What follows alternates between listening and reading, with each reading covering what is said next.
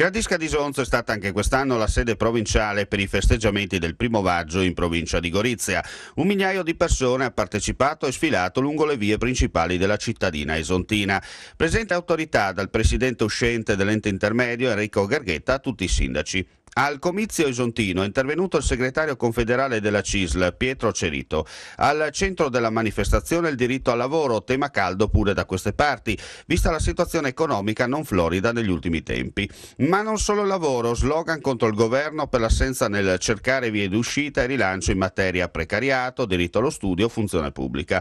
Presenti i lavoratori in cassa integrazione di alcune aziende esontine avviate al capolinea produttivo, che di fatto lascerà a casa molti operai con rispettive famiglie. Gruppi contro la costruzione dell'alta velocità e alta capacità ferroviaria in Friuli Venezia Giulia e il comitato contro le casse di espansione in progetto nel tagliamento. Tanti giovani, immigrati, lavoratori e pensionati in piazza a rivendicare i propri diritti, dimenticandosi anche dei doveri.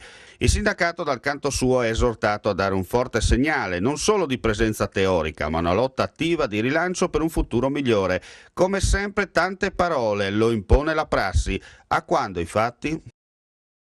Merende friulane per il rilancio del Collio Goriziano potrebbe essere il segnale forte tanto auspicato per rimettere in moto l'espansione economica e turistica di queste parti, penalizzata negli ultimi tempi da una morsa che si inizia a sentire. L'imprenditore deve fare l'imprenditore, tirando sulle maniche, mettendo mani al portafoglio, dando un chiaro messaggio a politica e enti intermedi. Yes Weekend in salsa nostrana della serie Se vuoi, puoi. Organizzare eventi coinvolgendo con le nuove frontiere della comunicazione amici e clienti che a loro volta taggano, così si dice, il messaggio ai loro conoscenti, creando una catena di Sant'Antonio reale, ma soprattutto efficace. In tempi in cui è difficile trovare l'ago nel pagliaio, appuntamenti come la merenda friulana sono di fatto una spinta per la messa in moto del motore economico. Basta poco, il tam tam virtuale porta la calata d'Oltralpe, con gli austriaci in primis, pronti a invadere le nostre terre alla ricerca dell'alternativo che da loro non c'è. Se il risultato è positivo, questi ritorneranno con nuovi amici pronti a degustare le prelibatezze, conoscere e vivere il Collio.